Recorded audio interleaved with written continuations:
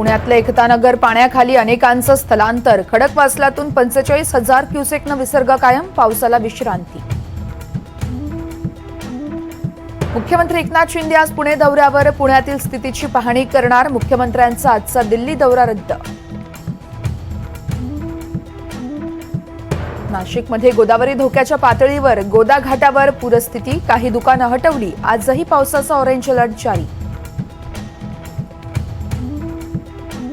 Upper Wardha धरण 77% भरलं. दुपारी 3 दरवाजे हे 20 सेंटीमीटरनं उघडले जाणार. तर अप्पर वर्धा धरण भरत आल्यानं विदर्भाला मोठा दिलासा.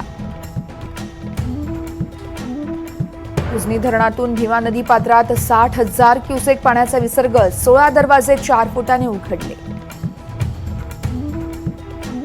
पालघर तालुक्यातले 22 गावं, 100 पाडे अंधारात. 3 दिवसांपासून फिडरचा वीज पुरवठा खंडित. ऐन पावसाळ्यात लाईट गेल्यानं नागरिक संतप्त.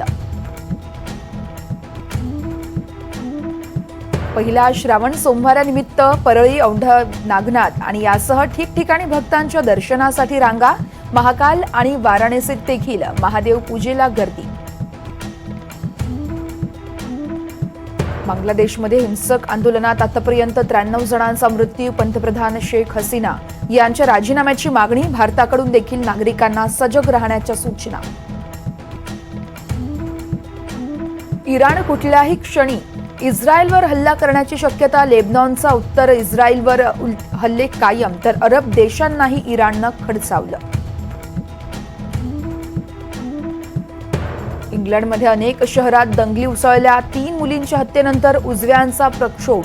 मुस्लिम स्थलांतराचा प्रश्नही चिघळला.